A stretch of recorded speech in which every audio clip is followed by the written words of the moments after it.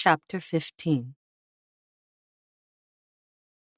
Jessica could feel Vanessa's eyes on her as she walked down the alley, but she didn't bother to look up or give her a farewell wave.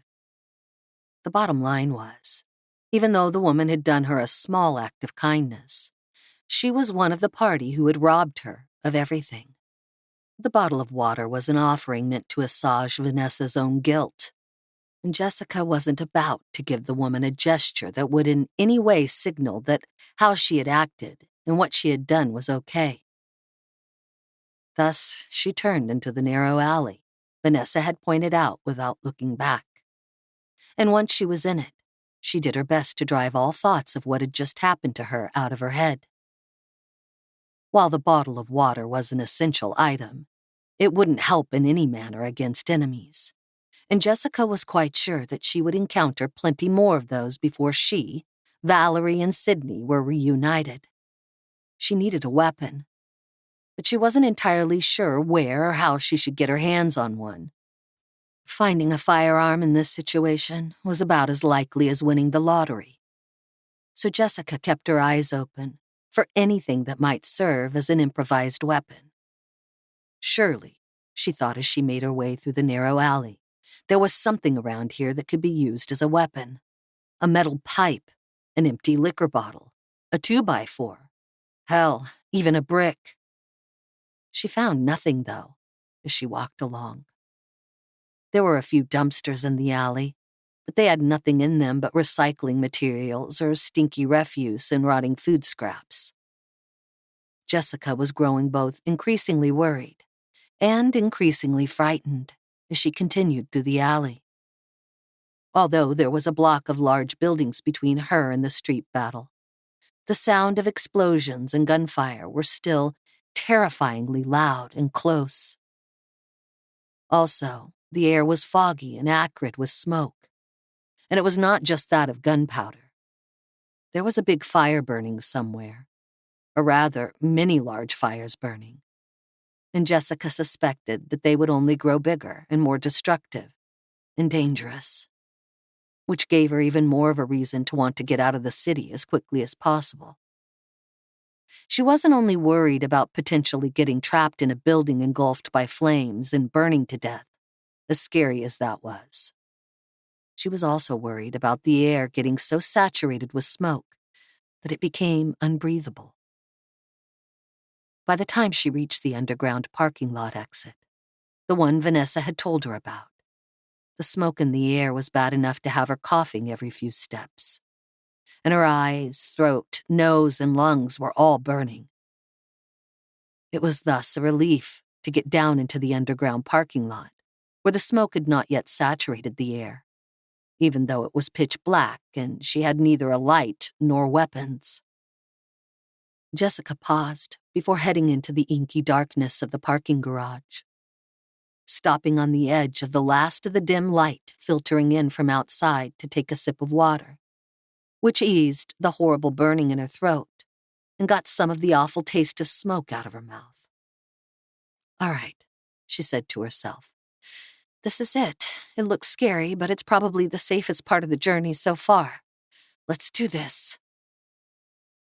Far across the blanket of pure blackness that surrounded her, at a distance of what seemed to be a few hundred yards, was a tiny, almost invisible patch of light, the entrance to the parking lot.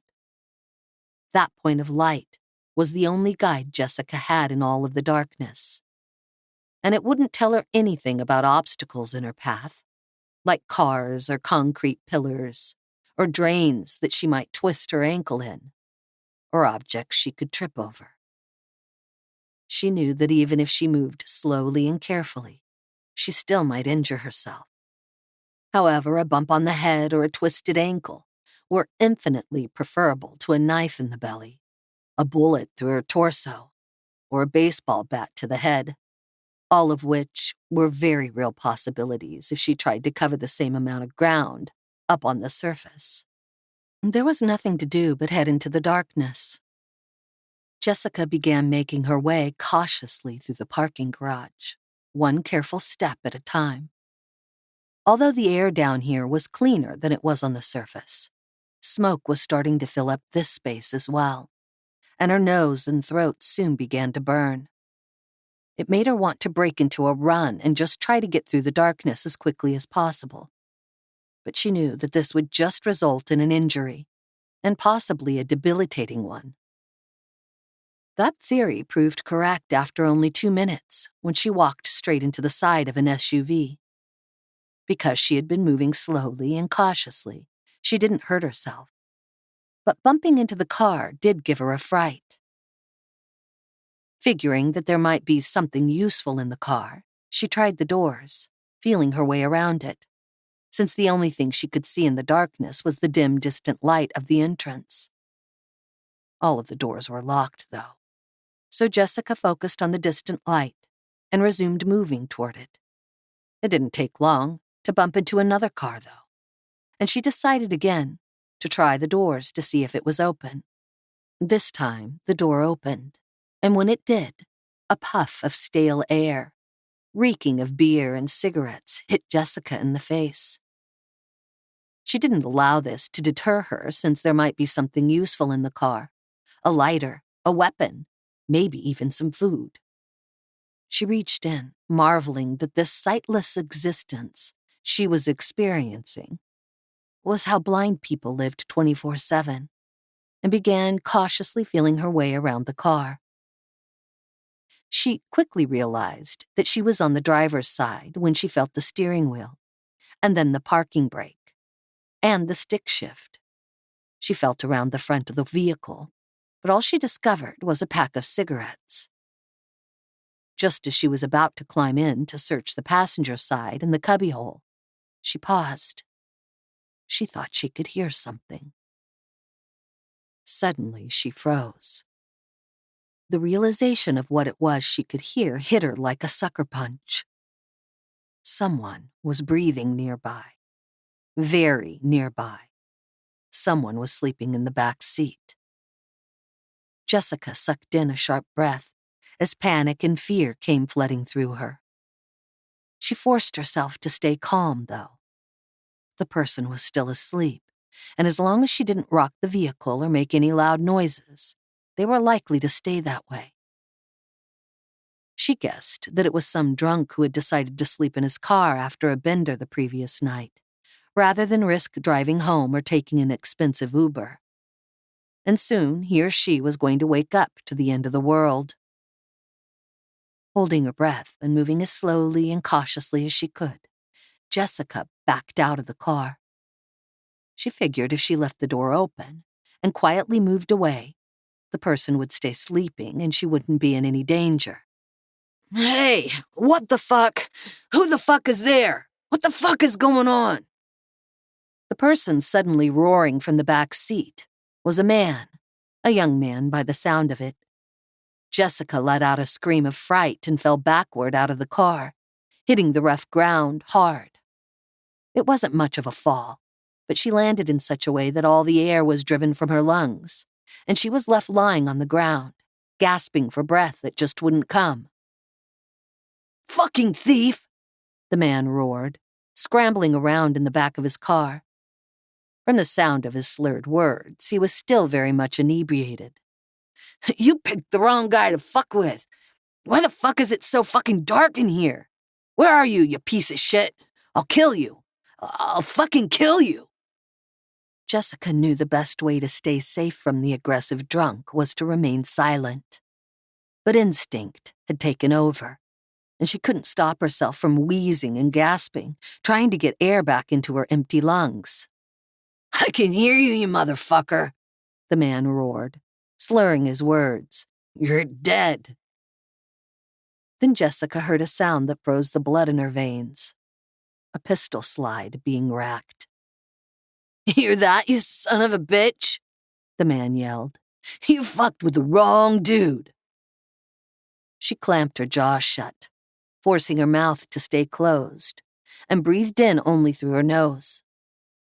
Finally, air returned to her lungs, and she was able to move. Just as that happened, the man struggled out of the back of his car. She couldn't see him, but she could hear him and tell that he was only a few feet away in the pitch-black darkness. Where are you? The man roared. Cowardly fucking thief. I know you're here. I know you're close. You think I'm stupid, huh? Why don't you suck on this? He fired his pistol blindly into the darkness. In a terrifying split second, the flash from the muzzle illuminated everything within a few yards' radius of the shot. In this brief flash of illumination, Jessica saw the man, a large, overweight guy with a look of pure rage and hatred on his drunken face.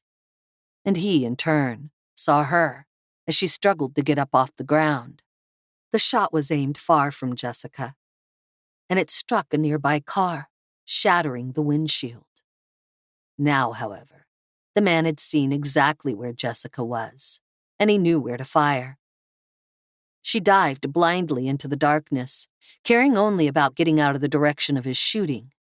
And as she did this, he fired a shot at the spot she had just occupied. Once again, the muzzle flash briefly illuminated the immediate area, and the man caught a glimpse of where Jessica had dived. He swung around and fired there, growling. But the third muzzle flare only revealed half of her figure in its brief strobe-light flash, as she again jumped out of the way.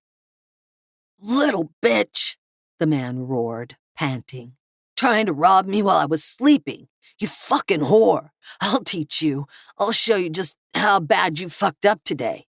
Where are you? Where the fuck are you? Jessica had found another car nearby, and she was feeling her way around it, trying to put the vehicle between her and the angry man. She was shaking with fear, but was doing her best to move as quietly and stealthily as possible and not give away her position. Think you can hide from me, huh? The man growled. We'll see about that, you thieving whore. She heard him fumbling around in his pockets, and then heard another sound that sent dread coursing through her veins. The telltale scratching of a lighter being sparked. Within seconds, a flame appeared in the darkness, revealing the man's figure, who was holding the lighter in his left hand and his pistol in his right. Jessica, too scared to look, was hiding behind the car, the only barrier that stood between her and the murderous drunkard. She briefly considered trying to reason with the man, but the drunken slurring of his speech revealed that he was likely far too inebriated to have any kind of rational discussion. He was clearly a violent individual, and his state of drunkenness had only intensified that. Don't think I'm gonna let you off because you're a woman, the man growled, as he staggered closer to her. You tried to steal from me. Nobody gets away with that. Nobody. Where are you? Jessica quietly gulped and did her best to calm herself. At that moment, terror and panic were threatening to completely overwhelm her. Her options right now were extremely limited. If she stayed put, the man would find her soon enough. If she tried to run, chances were she would run slap-bang into a car and stun herself, both making herself a sitting duck for the man, and possibly severely injuring herself. All she had on her were her clothes and her water bottle. She needed a plan, and she needed one fast. Then, as the man came closer to her, in a moment of inspiration, an idea popped into her head. It was desperate, but it was all she had. If it failed, she would end up spending the last seconds of her life bleeding out on the floor of this parking garage. But if it worked, she realized she might be able to get out of this terrible situation with a pistol and a lighter, two vital items for surviving the hell of this post-EMP city. She didn't want to do this, but it was the only chance she would have to get out of the situation alive. As the man got closer to her, she drew in a deep breath and prepared to act. Chapter 16. Alaric knew he had to get back to Harvey right away. As exhausted as the younger man was, the fact that there were, somehow, other people nearby meant that this was far too dangerous a spot for resting. He had no idea who these people could be. But if they were out here in the depths of the wilderness, there were only 3 options, really. They were either hunters, thru-hikers, or meth cooks. And considering the first 2 out of these categories were unlikely to litter by leaving candy bar wrappers lying around the woods, the possibility that these people were meth cooks was the most likely one. Alaric moved quickly but stealthily through the woods, heading back to where he had left Harvey. When he got closer, he slowed down and drew his revolver, keeping his eyes peeled with his senses on full alert. When he arrived at the clearing, he waited in the shadows for a while, observing his surroundings and ensuring nobody was nearby. Harvey was still sleeping soundly behind the shrub. Alaric could hear his contented snoring, and it didn't look like anyone was around. Alaric breathed out a sigh of relief and lowered his revolver as he walked over to Harvey. He knew the younger man needed rest, but this, unfortunately, was no longer a safe place to get that nap. As Alaric got within a few yards of Harvey, however, a sense of alarm blasted through him, and he whipped up his revolver again, his heart pounding. The shotgun and his backpack were gone. Someone had been here, and they had been here very recently. "Drop the gun, Grandpa," a harsh voice yelled from behind a nearby tree. "Don't even try to turn around. I've got you in my sights, and so does my buddy. And if you make one move we don't like, we'll blow you the fuck away. Drop it now." Alaric knew they weren't bluffing. At least one of them had his shotgun, loaded with slugs. One shot from that would tear up his torso with catastrophic consequences. He was tempted to swing around and attempt a quick shot. He was quite sure he could rapidly take down the man who had just spoken, but if the men each had a firearm as they claimed, he knew he would be signing his own death warrant. It was a gamble that was simply too risky to take. However, he wasn't about to lay down his only remaining firearm, not without at least attempting to negotiate his way out of the situation. Once the firearm was out of his hands, he and Harvey would be at the complete mercy of these strangers, and Alaric wasn't about to let that happen, not without trying a few things. "I don't know who you are, and I don't know who you think we are," he said in a calm, even tone, maintaining his grip on the .44. "But I assure you we're not looking for any trouble. You can keep the shotgun and the supplies you took from us. Just walk away and we'll do the same. There doesn't have to be any violence or shooting. We can make this work for all of us.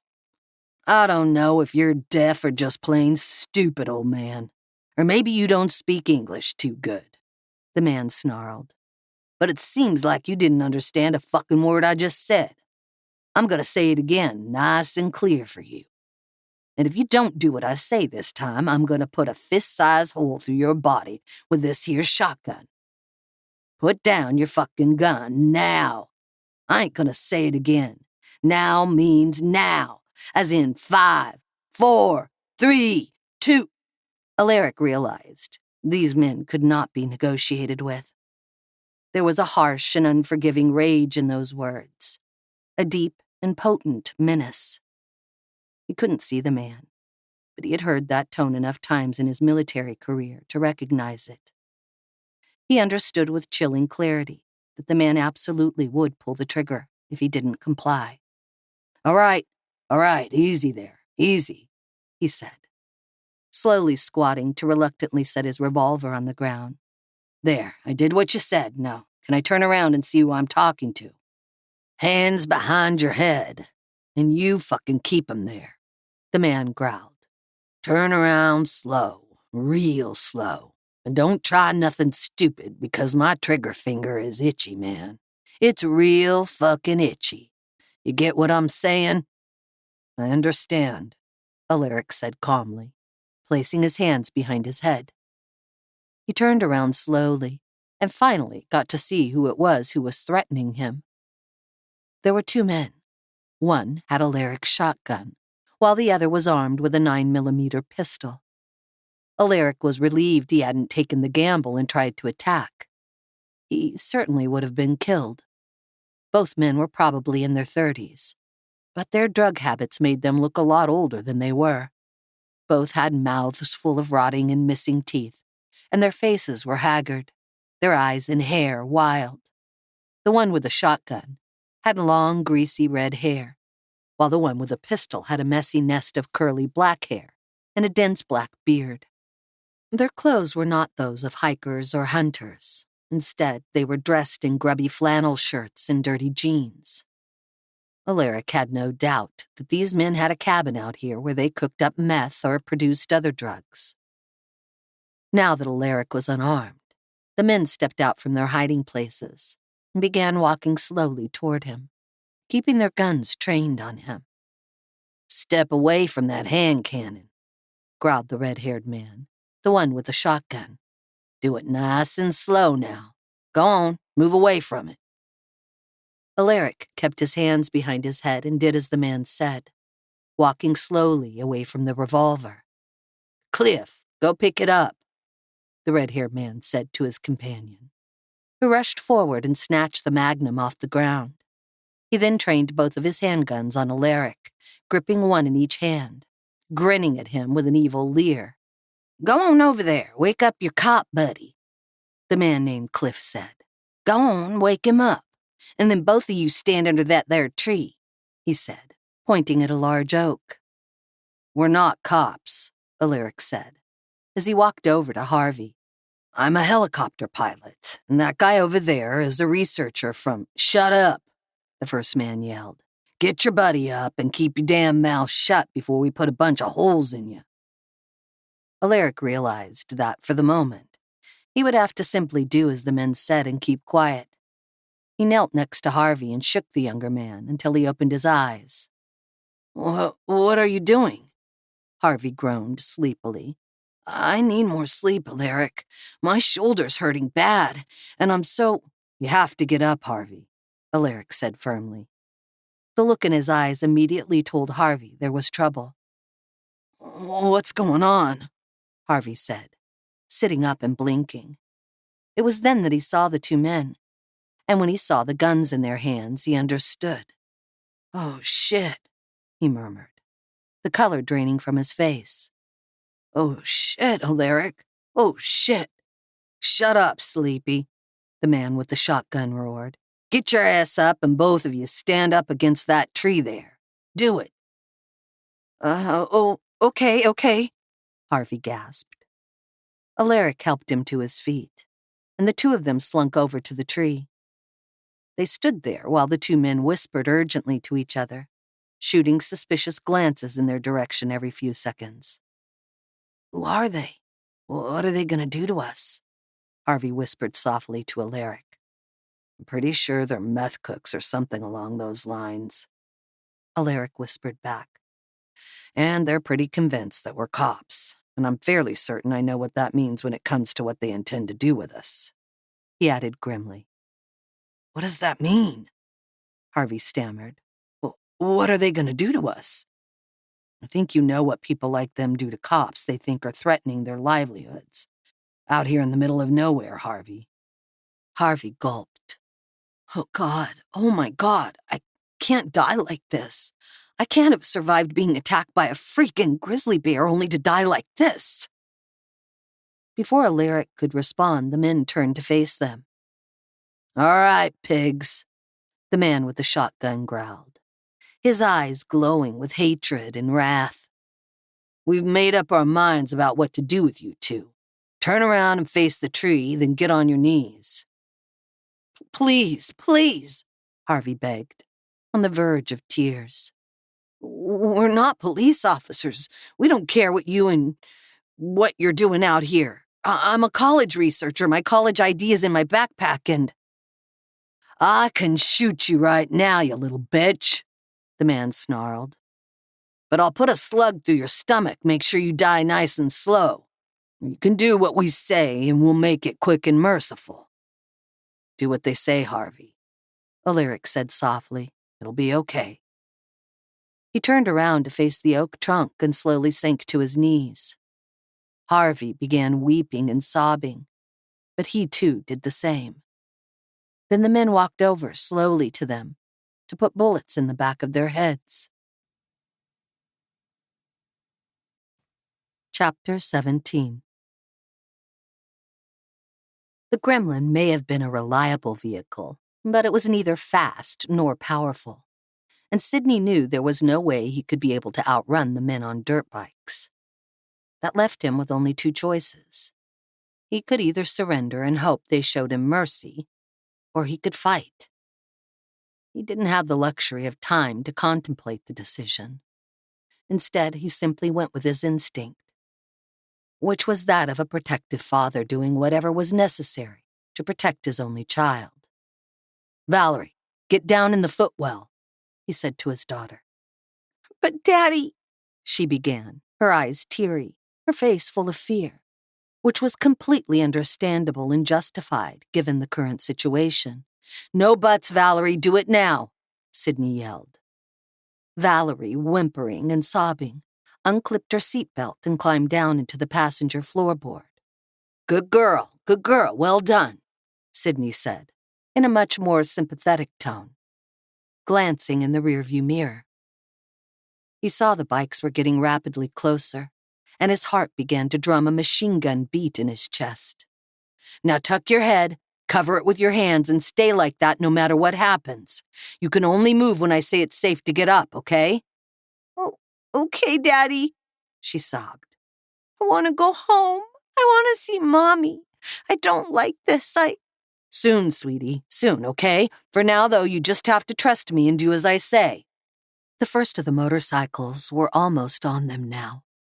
Each of the troops on the bikes was armed with an Uzi submachine gun, and the closest man raised his Uzi and opened fire on the Gremlin from a few dozen yards.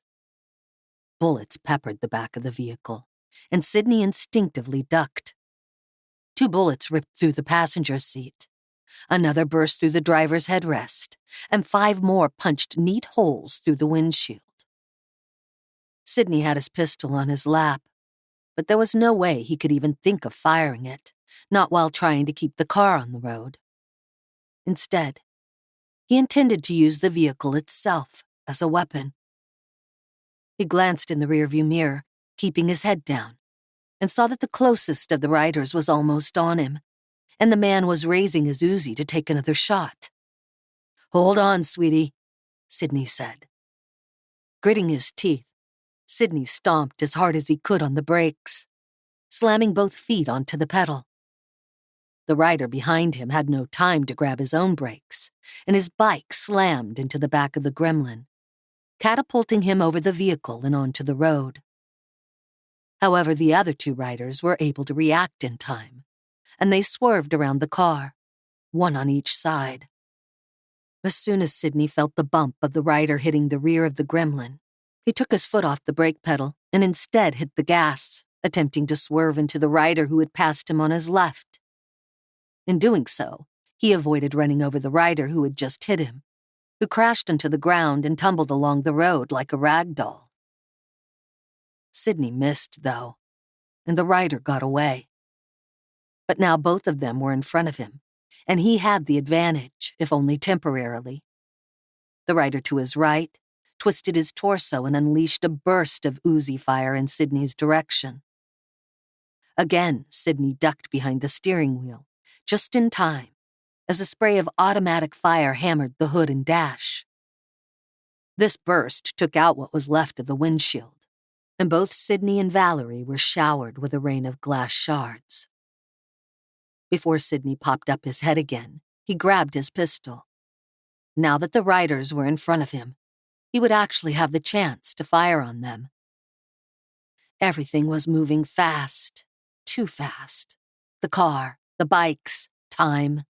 But with all the adrenaline racing through Sidney's veins, and his survival instincts kicked up to 11, he found himself moving into a strange headspace of absolute focus and clarity. Something he had never before experienced.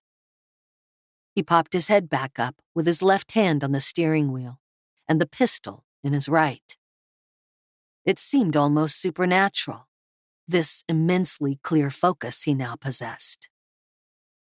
He aimed the pistol at the closest rider and unleashed a volley of shots. There was no way to take any sort of accurate aim, not out of a moving vehicle at a moving target, but Sidney had enough focus and control, and, of course, sheer luck, to get one shot on target. And that shot was all he needed. It struck the rider in the back of his neck, and he went down like a sack of potatoes. Sidney managed to retain enough self-control to prevent himself from emptying his entire clip, and now he swung the pistol to his left to aim at the remaining rider. The trooper, however, had seen both of his companions down, and his courage failed. He flung his Uzi away, dropped down a gear on the motorcycle, and sped away, veering down a side street and disappearing before Sidney could either shoot at him or attempt to mow him down with the car. Sidney watched where the Uzi went. It bounced once on the road, and thankfully didn't fire, and then flew off into some bushes in front of one of the suburban houses. He slammed on the brakes, hurriedly surveyed his surroundings to make sure he was safe for the moment, and that there were no nearby threats. Then he checked on Valerie, who was still huddled on the passenger floor, shaking and weeping. "You're all right there, sweetie?" Sidney asked anxiously. "Are you hurt at all?" "I hurt all over," she sobbed. I know, Sidney said. He guessed that she had some pretty substantial scrapes and bruises from being bounced around in the footwell. But as long as she didn't have any serious injuries, he was happy. "But are you bleeding anywhere? Come out of there. Let Daddy take a look." She climbed out of the floorboard, her eyes red and teary, snot running out of her left nostril, and got back into the passenger seat. Sidney gave her a quick check-over, and he was relieved to discover that she had no serious injuries. The gremlin had sustained plenty of damage, but again, none of it was serious. The vehicle was riddled with bullet holes. The front and rear windows were smashed out, and the seats were ripped up. But nothing major had been damaged. "Wait here a second," Sidney said. "I'll be right back." He took one more look up and down the street. A few people were peeking out of their windows, but the sound of the chase and the gunfire had made them too scared to actually come out of their houses. Sidney knew they would soon become emboldened, though, so he sprinted over to the bush he had seen the Uzi fly into and dropped down on his hands and knees, hastily searching through the foliage for it. An extra gun, especially a submachine gun like an Uzi, would be worth its weight in gold in these dangerous and uncertain times. Sidney felt triumph surge through him as he caught sight of the firearm. He reached into the bush, not caring that its thorns were cutting up his arm, and yanked the Uzi out. He hurriedly checked the clip and discovered that it was still half full. Whispering a prayer of thanks, both for keeping him and his daughter alive, and for the discovery of this valuable firearm, he ran back to the car and jumped in. People were starting to come out of their houses, and more than a few of them had guns.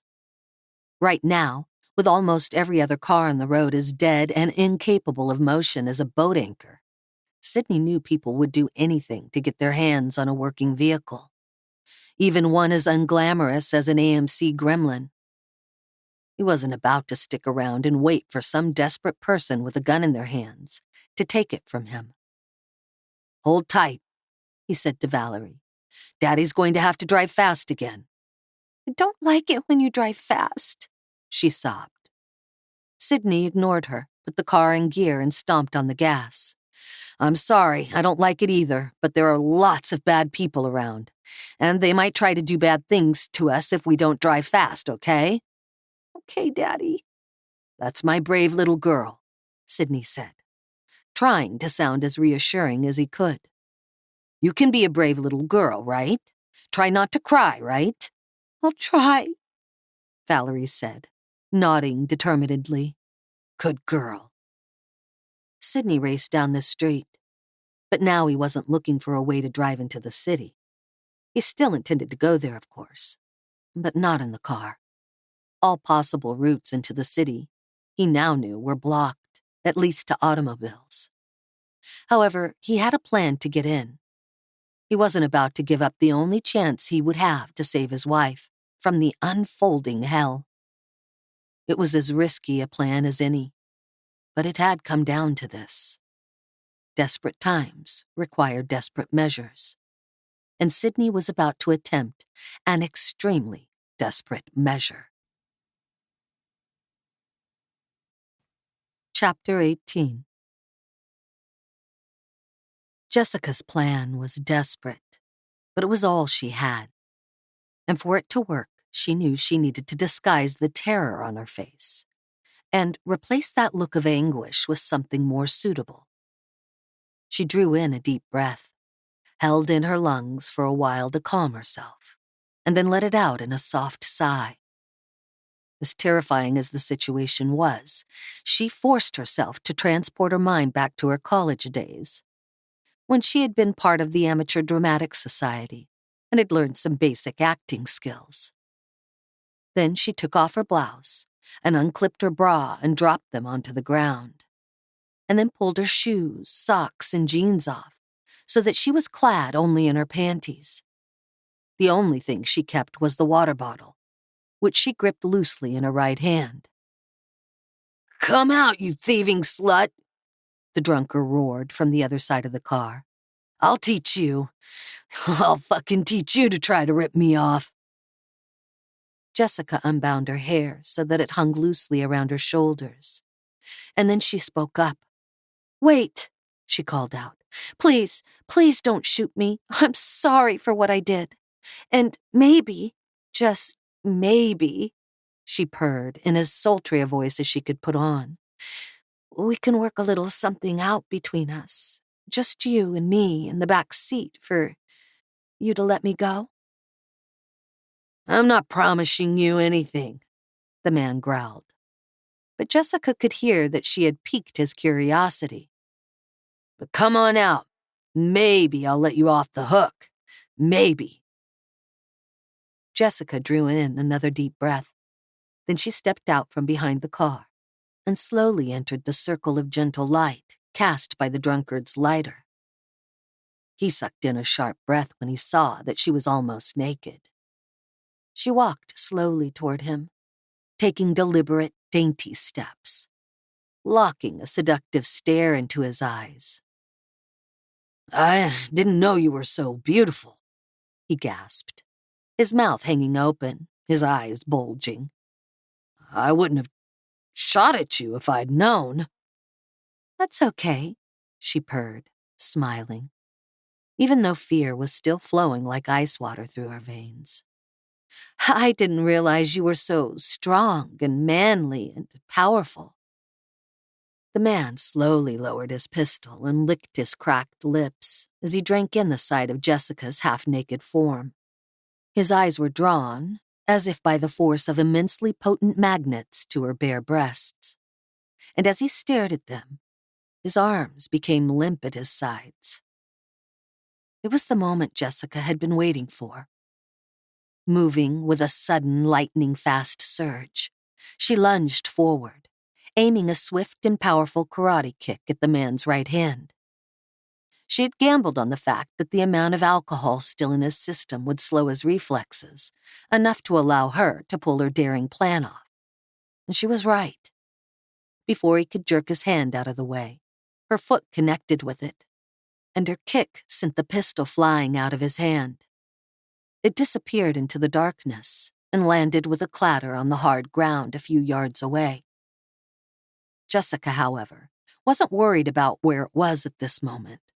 All she cared about was the fact that her adversary no longer had a deadly weapon on him, and she knew she had to press home her advantage with the element of speed and surprise while she still possessed those things. That was where the water bottle came in. The second after she landed the kick, she smashed the water bottle as hard as she could into the man's nose. It wasn't much of a weapon, but the plastic bottle had 1.5 liters of water in it, which weighed close to 3 pounds. and the impact of it smashing into the man's nose was enough to hurt him. He cried out with rage and pain, instinctively raising his hands to protect his face, before his alcohol-slowed mind shifted gears and got him into counterattack mode. And that was what Jessica had hoped he would do. She planted a vicious sucker kick between his legs, and her shin slammed into his crotch with the force of a baseball bat. The man groaned and went down, dropping his lighter as he did. The parking garage was once again plunged into complete darkness. Jessica knew the next few seconds were crucial. If she could grab the lighter, she could make it out of this fight alive. If she couldn't, and the drunk recovered from the blows she had just dealt him, then her chances weren't looking very good at all. With her pulse racing from the intensity of the fight, she dropped down onto her hands and knees, feeling desperately around the ground in the area where she thought she'd seen the lighter fall. A few feet from her, the man lay on the ground, gasping with pain, but roaring out vociferous threats and curses between gasps, snarling about how he was going to kill her when he got his hands on her. Come on, come on, come on. Where is it? Where is it? Jessica gasped, trembling with both anxious fear and the energy of the life-or-death fight. You fucking whore! I'll kill you! I'll fucking kill you! The man screamed, groaning with pain. Triumph blazed through Jessica as her fingers curled around the plastic lighter. But a split second later, terror tore through her, for the man's hand clamped down on her left ankle. Ha ha! He roared. I've got you, you filthy slut. Now I'm gonna teach you. I'm gonna show you. The fact that all of this was happening in darkness that was so intense that Jessica felt completely blind made everything a lot more terrifying than it already was. The man yanked at her leg, pulling her toward him, and he lunged blindly through the dark with his free hand, trying to grab hold of her other leg.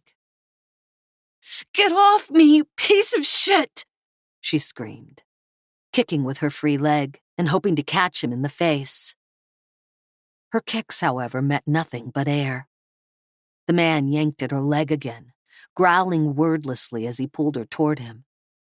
Jessica knew she had to try something different, and in desperation she lit up the lighter. A flame flared to life from the tip of it, blazing light into the darkness. And suddenly Jessica was able to see what she was doing. The man, however, could also see now, and he grinned evilly as his eyes met Jessica's. Before he could lunge forward and grab both her legs, though, she bent down and held the flame under his hand, where he was gripping her ankle. It took about a second for the pain to register in his inebriated mind, but when it did, he shrieked with agony and jerked away from the flame. Not wasting a single second, Jessica sprang to her feet and bolted, running in the direction she had seen the pistol fly, her eyes desperately scanning the ground for the firearm. Behind her, the drunkard scrambled to his feet with surprising speed, snarling like a wild animal as he chased her down. Despite his state of inebriation, he was moving fast and gaining on her. Fear blasted in icy surges through her veins, adding speed to her movement, yet simultaneously threatening to completely paralyze her. Then, just as the man was almost on her, she saw it, the pistol on the ground. Not caring a jot about the injuries the hard asphalt would do to her exposed body, Jessica launched herself into a desperate dive for the gun. The drunkard, who had also seen the gun, dived as well, but not for the weapon. Instead, he was hoping to pin Jessica down before she could get her hands on it.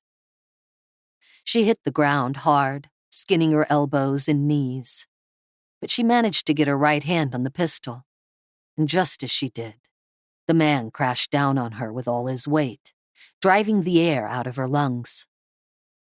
The lighter went flying, plunging the parking garage into inky darkness once more.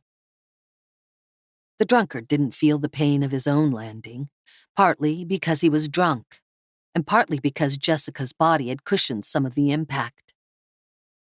Having seen the pistol in her hand, he grabbed blindly in the dark for it, managing through sheer luck to get a hand on her wrist.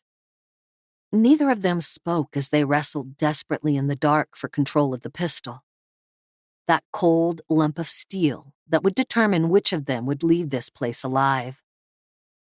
Adrenaline kept Jessica fighting through the pain, through the lack of breath, through the terror of having a brutal stranger on top of her, doing his utmost to kill her. She didn't know, but through the chaos of the fight, she felt his breath on her cheek and knew that his face was close to hers. So she lunged forward in the dark with a bite. Her teeth found his ear, and she bit down as hard as she could. The man screamed, but instead of letting her go, he only renewed his struggle to get the gun. So she bit down even harder. Blood spurted into her mouth, but still she clamped down, and the man howled with a new agony. Jessica did not relent. Instead, she put even more force into the bite and tore off his right ear. Screaming, the man instinctively reached up to his head and thus released Jessica's wrist from his grasp. She did not hesitate for even a half-second. She whipped up the pistol, not knowing what part of him she was aiming at in the dark, but knowing that she would hit some part of him, and squeezed the trigger. There was a deafening crack and a bright flare from the muzzle, and the man's maniacal screaming was cut abruptly short. His body slumped forward onto Jessica, pinning her beneath a literal dead weight as his last breath escaped his lungs in a death rattle. Gasping and panting, Jessica spat out the man's ear, struggled out from under his weight, and then crawled away on her bleeding hands and knees. A few feet away from him, she collapsed onto the cool asphalt, overcome with an intense flood of warring emotion. She lay there on her side for what felt like long hours, but in real time was a space of minutes. Then, traumatized and shaking like a leaf in a gale, she got onto her hands and knees and crawled around in the dark, not once letting go of the pistol, searching for the lighter for what felt like an eternity, with the distant sounds of gun battles and explosions rumbling like a distant, constant storm. Finally, she found the lighter, and with trembling fingers she lit it. The soft glow from the tiny flame revealed the man's corpse nearby, lying face down in a pool of dark blood. Jessica got up and staggered on jelly-like legs over to the car where her clothes were, making sure to look away from the dead body. And then she got dressed, picked up the water bottle, and started walking toward the distant exit.